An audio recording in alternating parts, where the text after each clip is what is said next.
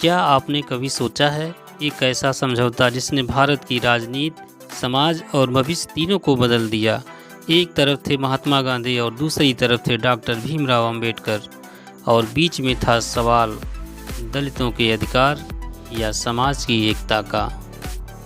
नमस्कार साथियों, जय भीम। आज हम बात करते हैं पूना पैक्ट 1932 की, एक ऐसा समझौता जिसने इतिहास की दिशा बदल दी।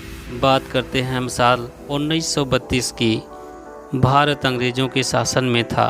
तब ब्रिटिश प्रधानमंत्री रेमजे मैकडोनाल्ड ने एक बड़ा फैसला लिया कम्युनिवल अवार्ड का। ब्रिटिश प्रधानमंत्री रेमजे मैकडोनाल्ड ने एक बड़ा फैसला लिया कम्युनिवल अवार्ड का। इसमें दलितों को अलग निर्वाचन क्षेत्र देने की बात कही गई। इसका मतलब यह था कि दलित अपने नेता खुद चुनेंगे, उनका प्रतिनिधित्व मजबूत होगा, उन्हें पहली बार असली राजनीतिक ताकत मिलेगी। डॉक्टर भीमराव ने इस फैसले का समर्थन किया क्योंकि वो जानते थे बिना राजनीतिक शक्ति के सामाजिक न्याय अधूरा है। लेकिन इस फैसले ने एक बड़ा विवाद खड़ा कर दिया।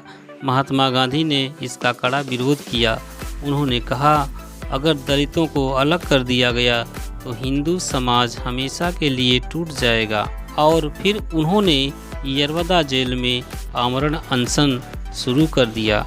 महात्मा गांधी का विरोध मुख्य रूप से दलितों को अलग निर्वाचन क्षेत्र देने पर था। मुसलमानों के मामले में उन्होंने अनशन नहीं किया। पूरे देश में हड़कंप मच गया, लोग डर गए, अगर गांधी जी को कुछ हो गया तो बहुत मुसीबत हो जाएगी। अब सबसे बड़ा दबाव यह था कि स्थिति गंभीर थी। एक तरफ गांधी जी की जान का सवाल था और दूसरी तरफ दलितों के अधिकारों का सवाल था। डॉक्टर भीमराव अंबेडकर के सामने सबसे बड़ा कठिन निर्णय लेना यह था कि वह क्या करें। अंबेडकर जी गांधी जी को बहुत पहले ही समझ गए थे, लेकिन क्या करें? अपने लोगों के अधिकार बचाएं या गांधी की जान बचाएं? इसी बीच जब महात्मा गांधी ने यरवदा जेल में अनशन शुरू किया तो उनके प्राण बचाने के लिए उनकी पत्नी कस्तूरबा डॉक्टर भीमराव अंबेडकर के पास जाके उनके जान बचाने की बात करती हैं। बाबा साहब महिलाओं का बड़ा सम्मान करते थे, इसलिए डॉक्टर अंबेडकर ने कस्तूरबा का सम्मान किया। यह एक राजनीतिक फैसला ही नहीं था अब अंबेडकर के सामने, बल्कि यह एक मानवता की परीक्षा थी।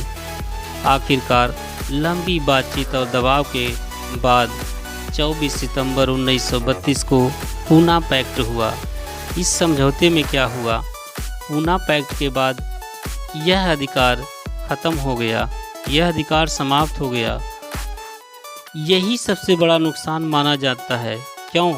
क्योंकि दलितों की स्वतंत्र राजनीतिक आवाज़ कमज़ोर हो गई। उन्हें जीतने के लिए अब बहुसंख्यक समाज पर निर्भर रहना पड़ा। कई विद्वान कहते हैं, अगर ये पृथक चुनाव रहता तो दलित नेतृत्व और मजबूत हो जाता। सेपरेट इलेक्टोरेट खत्म कर दिया गया, दलितों को ज्वाइंट इलेक्टोरेट में शामिल कर दिया गया, लेकिन उनकी सीटें बढ़ा दी गई। पहले 71 सीटें थी, अब बढ़ करके 148 सीटें कर दी गई। साथ ही शिक्षा और नौकरियों में भी विशेष प्रावधान दिए गए। अब सवाल यह उठता है, यह जीत थी या हार थी? यह सिर्फ समझौता नहीं था, यह उस समय की सबसे कठिन परिस्थितियों में लिया गया निर्णय था। एक तरफ अधिकार, दूसरी तरफ सामाजिक एकता और बीच में खड़े थे डॉक्टर भीमराव अंबेडकर। यह दलितों के अधिकारों से समझौता था। सेपरेट इलेक्टोरेट खत्म होने का नुकसान था। वहीं कुछ लोग कहते हैं यह दलितों के अधिकारों से समझौता था, सेपरेट इलेक्टोरेट खत्म होना एक नुकसान था। वहीं कुछ लोग कहते हैं इससे समाज एकजुट रहा और प्रतिनिधित्व बढ़ा। सच्चाई क्या है, यह फैसला आज भी बहस का विषय बना हुआ है। मुस्लिम समाज का सेपरेट इलेक्टोरेट जारी रहा। उस समय मुस्लिम समाज का राजनीतिक नुकसान नहीं हुआ, बल्कि उनकी स्थिति और मजबूत हुई। लेकिन दलित समाज का जो सेपरेट इलेक्टोरेट था उसको समाप्त कर दिया गया। पूना पैक्ट का बहुत बड़ा असर हुआ। भारत में आरक्षण प्रणाली की नींव पड़ी, दलितों को राजनीतिक पहचान मिली। आगे चलकर यह सब भारतीय संविधान में शामिल हुआ। यह सिर्फ एक समझौता नहीं था, यह भविष्य की दिशा तय करने वाला निर्णय था। यह इतिहास का एक जटिल और महत्वपूर्ण मोड़ था। एक ही देश, एक ही समय, लेकिन दो अलग फैसले। दलितों को मिला समझौता और मुस्लिम समाज को मिला पूरा अधिकार। एक इंसान जो अपने समाज के अधिकारों के लिए खड़ा था, और एक इंसान जो समाज को टूटने से बचाना चाहता था। यही था पूना पैक्ट। यह सिर्फ इतिहास नहीं है, यह संघर्ष, समझौता और जिम्मेदारी की कहानी है।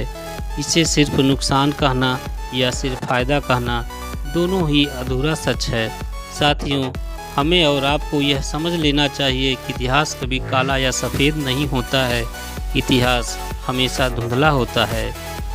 आज हम जो अधिकार, जो आरक्षण, जो समानता देखते हैं, उसकी जड़ें इसी समझौते में से है। इसलिए इतिहास को जानना ज़रूरी है ताकि हम अपने अधिकारों की कीमत समझ सकें। अगर आपको यह वीडियो पसंद आया है तो लाइक, शेयर और चैनल को सब्सक्राइब करें। जय भीम, जय भारत।